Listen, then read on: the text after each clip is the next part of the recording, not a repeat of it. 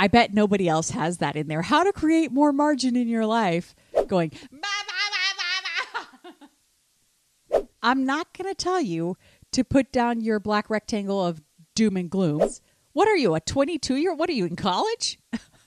You're going to remember that? No, you're not. Greetings, everybody. It is your girl, Kelsey Humphreys, rom-com author, comedian, YouTuber, vlogger, podcaster, oversharer, bestie.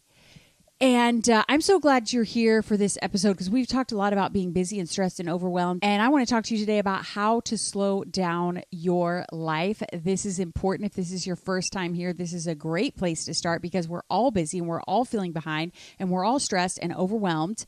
But I do need to do a little bit of housekeeping right off the bat. I want to tell you that if you are one of my audio-only girlies, I'm really stepping up my YouTube game, adding more YouTube-only content, some video content over there. So I encourage you to swap on over. If you love listening to the Happy Tears podcast, I think you will love watching it even more. If you're a YouTube girly, welcome back. Listen, the Happy Tears podcast is an inspiring, uplifting comedy show. So let's dive into what to do when your life is so jam-packed, full, overwhelmed that it sucks and you see no way out.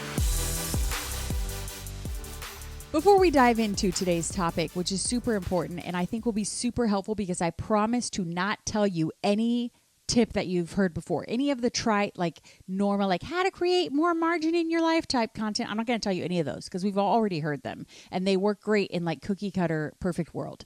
But I want to talk to people in the real world. Unfortunately, we're in the real world and not my fictional worlds that I write. I promise you, you will hear something new, interesting, different today, especially points, I think 4 and 5. But before I get to that, another piece of housekeeping. I canceled most of the tour. I am sad about this, but also relieved about this because I was so stressed about the amount of work it takes for me to leave. And I am all for working women. I am all for moms hustling, side hustle, build your business, build an empire, have a stay-at-home husband. I don't care. But the fact is it's different when the kids are little, when mom leaves versus when dad leaves. It just is. And as much as I was trying to get all my ducks in a row and have people, help with school pickup and making dinner and, being here in the evenings just to be a helping hand because 1 on 6, like my husband has left. I know what it's like. It is really difficult. And I was so stressed. And then on top of that, I didn't start promoting early enough. I don't have the numbers. I mean, I have thousands and thousands of readers and followers, but not enough like actually on my email list to go buy tickets. Not enough of you actually listening to this who are like diehards, which is why I keep saying like, we got to tell people, we got to share the word about the show and about me. As a comedian, as a creator, because I just didn't flat out have enough numbers to justify the emotional toll it was taking on me. And I also didn't start early enough. These little indie bookstores, like I emailed them months ago. I told them everything, about the event, about the book. And then we're getting down right to the wire. And they're like, wait, what? Wait, what do you mean stand-up comedy? Wait, what do you mean? And it was just like, guys, come on. By the time they actually posted the link event and I was able to actually post like, hey, the tour is happening, we were like a couple weeks away from the very first event. Like you need to have at least 6 weeks of promotion before the date of hard promotion, both me and the bookstore. And that is not really how the bookstores do it. They basically post once about all of the author signings that they have that month, maybe twice. And that just wasn't enough for a ticketed, event. This wasn't a free author signing. I think that would have been totally different. This was a ticketed event. And so I could be embarrassed about this and hem and haw about it and like try to hide it or like gloss over it. But I'm frankly too old for that. These are the facts. I said it was a test and I'm going to go balls to the walls in Oklahoma City and Dallas. Those are the events you can still come to. Even though this is sad news, there's some happy news, which is I have decided to put the special edition that was going to be in person only. I have put this for sale on my website. So if you want this special edition with the illustrations, you want it signed, you want me to write you a note, you want me to put on lipstick and kiss it for you, whatever you'd like, I have this for sale on my website now, so everybody can get the tour exclusive. It will come down when the tour is over, so you still can only buy it through November, but now you don't have to come in person to get the special edition, which is super fun. I also want to show you, look what I got. Look what I got. Look at this.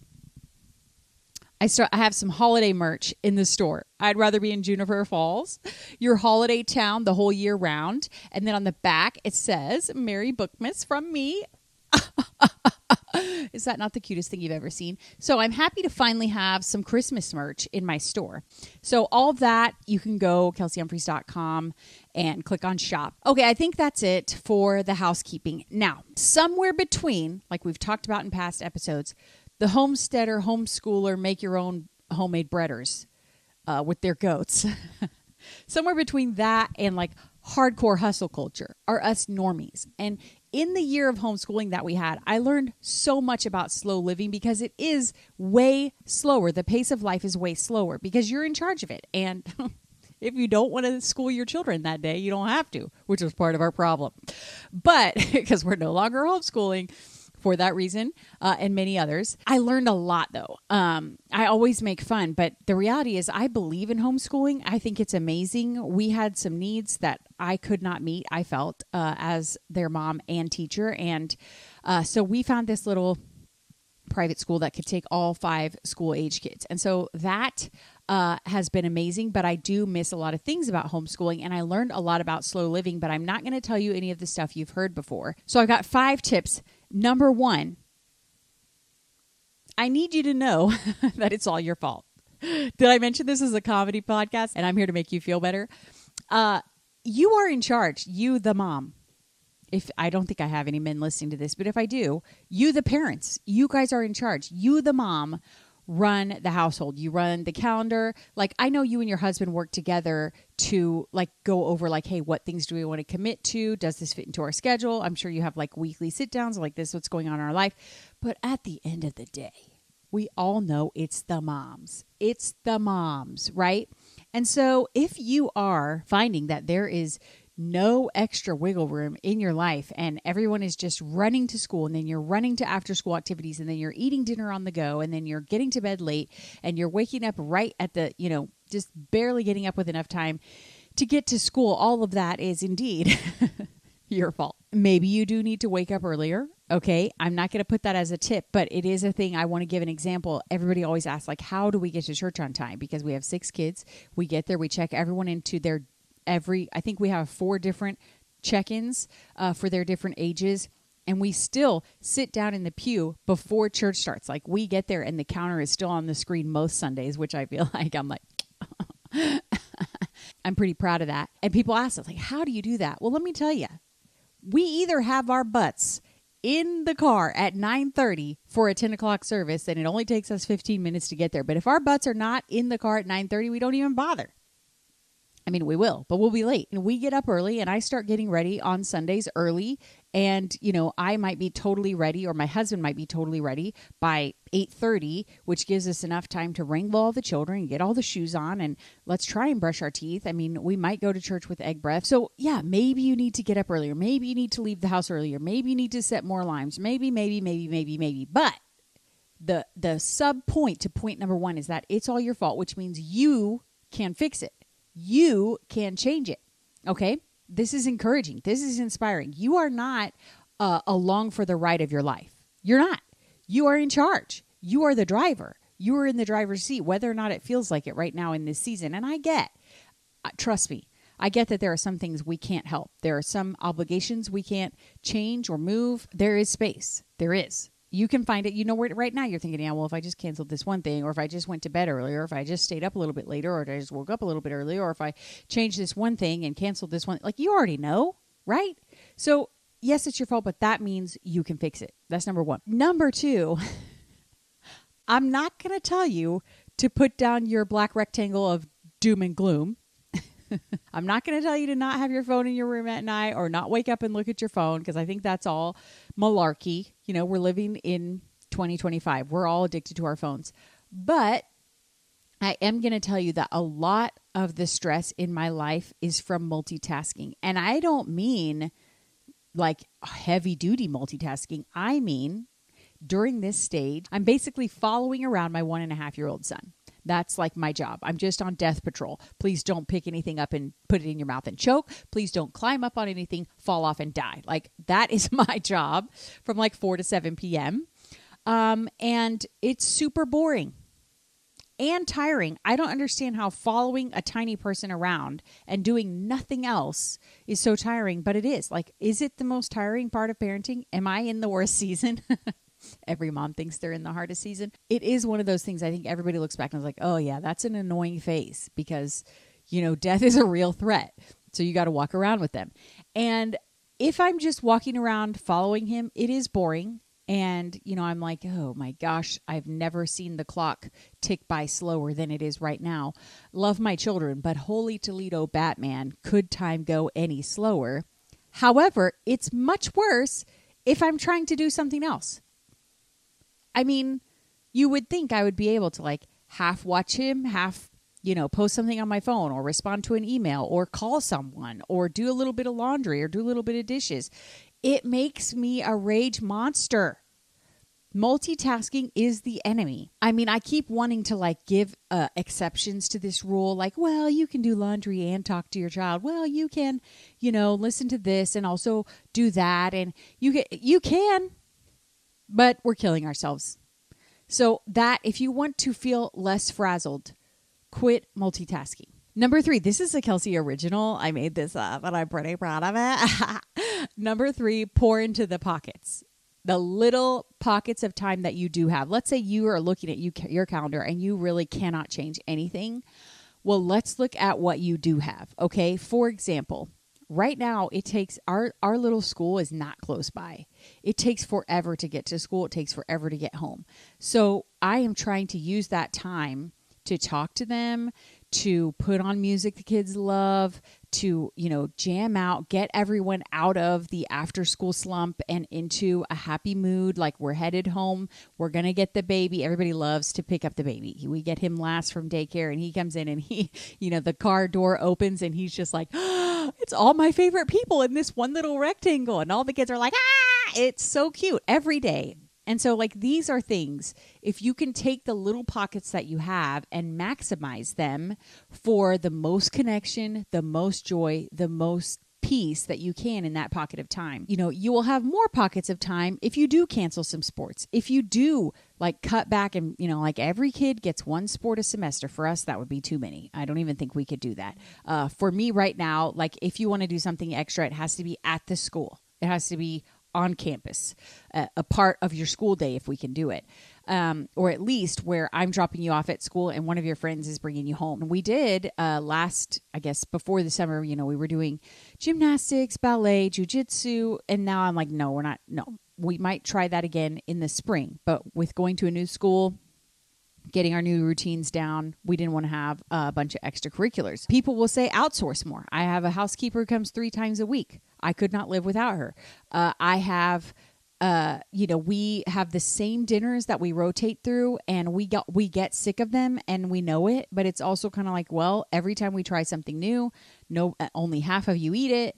It's way more work for me to try and come up with it. And then you don't eat it anyway. Let's just eat sloppy joes. We will eat it. I will make it. Take some of that brain space and freeze it up because I know we're just going through the rotation of the few things that everyone will eat. So how do we do that? How do we pour into the pockets of time that we have? Well, if you have, an hour where everyone's together, don't let anybody be on electronics. Don't have the TV on if you only have an hour, right? Let's all sit and do a puzzle. Can you put in, let's all play a board game? Things where you're like high connection and it's peaceful. There's nothing stimulating. Nothing's making music or popping out at you or, giving you notifications. Those kinds of analog things, old school things, take that 1 hour of time and slow them down considerably. It is amazing. Can you take some of the chores and do them together? Can everybody do the chores all together at the same time? Can you find ways where you're really making the most of some of the mundane moments? Could you switch up bedtime where I mean, such a little bit goes a long way. You add 5 minutes into the bedtime routine for I don't know, going around and talking about your favorite part of the day, or some sort of, something that you could add in that fosters connection, and everybody gets to share. We do that like favorite part of the day, either in the car or we do it at dinner, but it could be easily be put into bedtime. And I'm just trying to think of like older families where everyone's on the go. If everyone's getting home at 9 p.m., what could you do then? We also do Bible time as a family. All of us together sit down and do Bible time, except for right now I'm usually putting the baby down during Bible time. But, that's one of those things. Can you all sit down for 10 minutes and do it together? Those 10 minutes add what feels like hours of peace to your family. It slows down bedtime considerably. So just finding those pockets and putting as much peace, calm, stillness, and connection into those that you can. That's not to say it has to be a peaceful activity. It could be jumping on the trampoline. But if you're all doing it together, that makes a big difference. Okay, number 4, this is another one I feel like is just, I'm a genius. Is everybody ready? This is one of my great pieces of advice. Before I get to it, though, I have to remind you that the Happy Tears podcast is brought to you by my books. Please buy them. Please pre-order Happy Christmas, which comes out September 30th. If you know a reader, if you have a friend and you're like, I should give them one of Kelsey's books, start with Things I Should Have Said. That is number 1 in the series, and then they will be hooked, and then they will read the whole series.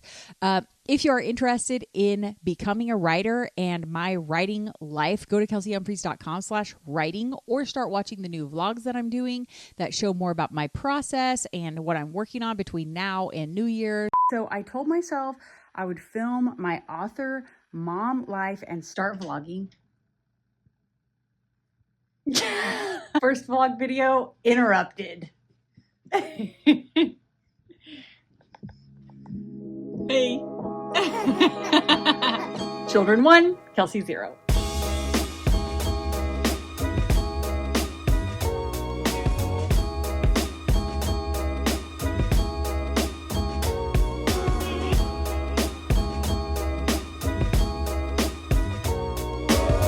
It's a vlog, so it's a video blog of our family too. It shows like my day-to-day life or a week in my life or whatever, but I am working on specific writing goals, so I think you might find that interesting. But if you're not a writer and you're just a reader, please, please, please buy my books. Buy yourself a new Christmas swag bag. I will be giving some of these away, so be on the lookout for that. I will be doing some giveaways. Okay, number 4, is everybody ready?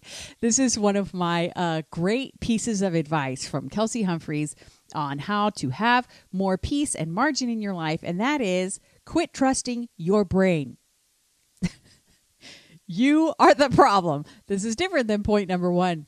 But yeah, you can't remember it all, and you're trying, and then you forget things, and then everything becomes stressful. I have to have a Google Calendar and a written weekly at a glance calendar, and we have a family monthly calendar everyone can see, and I have a 3-month long-term calendar that I can see. So it's a mixture of paper and digital. Every time the kids' teachers send me an email, which there are more than 5 of them because some of the kids have more than one teacher, right? Anytime I get an email, electives too. I mean, the amount of teacher emails that I get. It's triggering. It's traumatic. Please give me your thoughts and prayers during this time as I adjust to going back to a school setting with all the teachers and all the emails and all the different apps.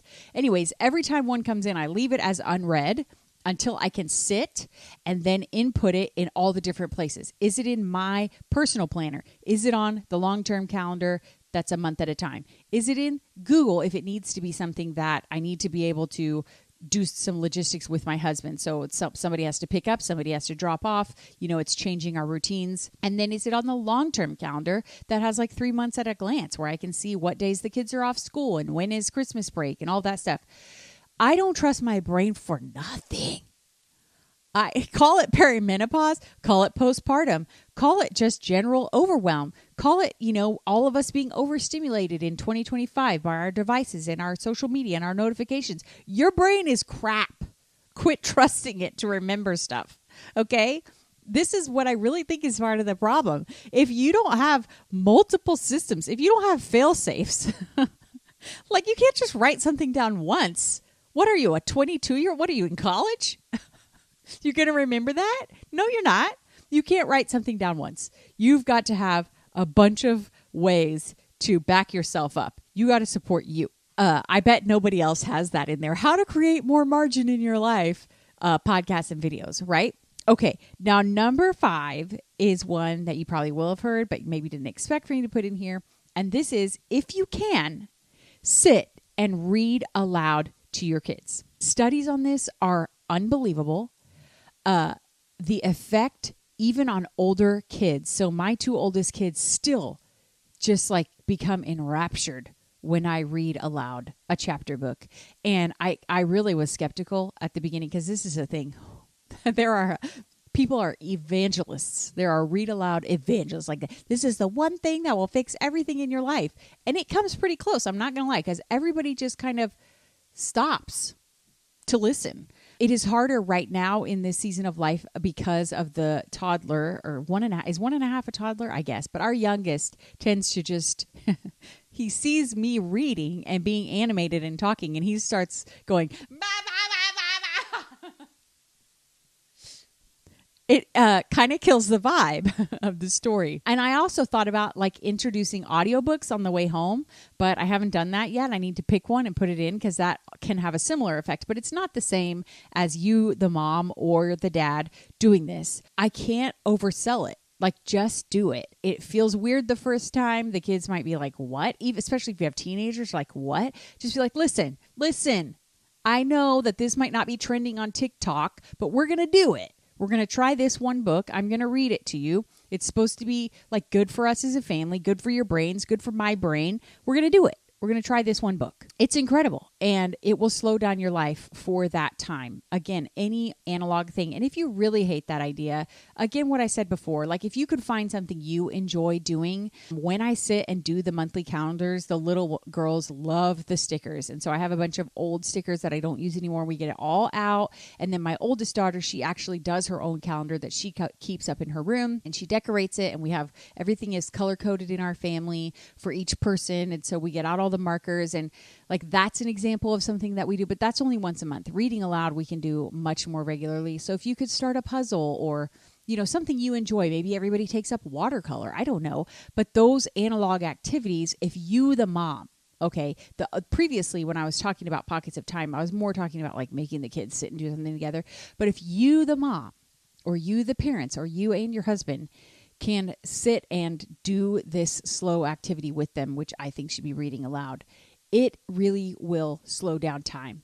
It really changes the dynamic of those few moments. Everybody starts to look forward to it, and the kids really get mad if somebody interrupts, or if I'm like, okay, we're too ADHD today. We're not focused. I can't read anymore. And then the older one's always like, oh man. So, and I did not expect that. I did not expect the older ones to love it so much. Those are my tips for slowing down your busy, hectic, crazy life. That's it for this episode. If you happen to see me out in the wild and it's just me and my 1.5-year-old, and I am doing absolutely nothing but staring at the back of his head, so bored I start crying, remember, those are happy tears.